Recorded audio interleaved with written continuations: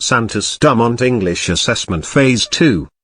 The second stage of the Santos Dumont English Assessment is applicable exclusively to candidates who demonstrate, in the first stage of the exam, the potential to obtain Level 6, that is, a performance suggestive of language proficiency above Level 5 in all skills on the language proficiency level scale determined by the ICAO. These candidates will be invited by the accredited language proficiency entity to take the second stage of the SDEA within 30 days from the date of the first stage. Taking the second stage of the SDEA, to obtain English Level 6, Expert, is optional and, if the candidate does not pass the exam, he or she will maintain her English Level 5, Advanced already achieved in the first stage of the SDEA.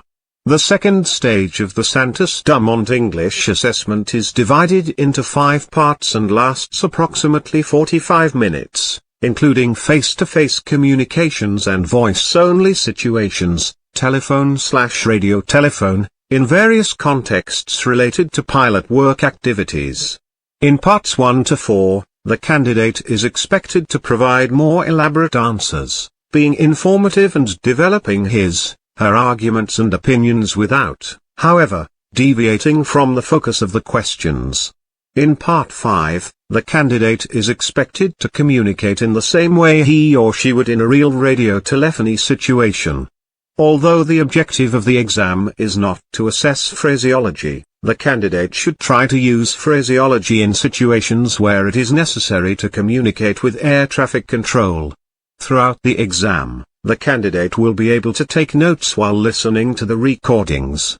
The writing material will be provided by the examiner and the note papers will be torn up at the end of the exam. Santos Dumont English Assessment Phase 2. Part 1, the candidate listens to 2 recordings of radio telephone communications in which linguistic, situational, and/or cultural complications impact the effectiveness and efficiency of the interactions. After listening to each audio once, the candidate must, 1. Identify the breakdowns in communication or misunderstandings, 2. Explain the possible causes for the breakdowns in communication based on her own interpretation of the situation, and 3. Suggest ways to improve the outcome of the first communication and answer a question related to the understanding of the second situation.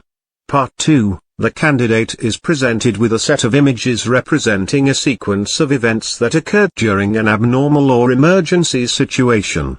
The candidate must, 1, based on Figure 1, contact the air traffic controller, via radio, to announce the problem and inform her intentions. 2. Based on the 3 images, contact the chief pilot of her company, via telephone, and report everything that happened on the day of the event, and 3. Answer questions on the topic, expressing her opinions.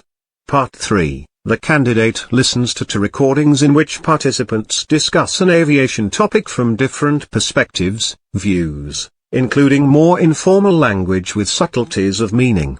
After listening to each audio once, the candidate must, 1. Answer some questions about the recording, 2. Position themselves in relation to one of the perspectives, providing their own arguments and explaining their reasons, and 3. Explain, in simple language, the meaning that the participants intended to express in specific parts of the conversation. Part 4. The candidate listens to a real recording of a news report about an aircraft accident. After listening to the audio once, the candidate must, 1. Report the main aspects related to the event, 2. Participate in an informal conversation on the topic aimed at a general audience, not familiar with technical aspects of aviation. The examiner may ask the candidate to reformulate her ideas and/or adapt her language to ensure successful communication.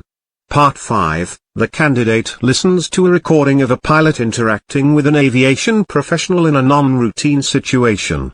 After listening to the audio once, the candidate must interact, as the pilot in that situation, with the SME examiner, who will act as his interlocutor simulating a radio telephone communication, role play.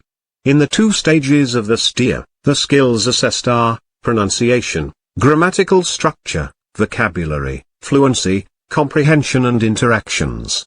The exam is based on holistic descriptors and the language proficiency level scale determined by the ACAO, which is included in Appendix A of RBAC 61. A level is assigned to each of the 6 skills assessed. The candidate's final score is equal to the lowest of these. For the pilot to be authorized to travel internationally, he or she must achieve at least operational level 4 as a final grade.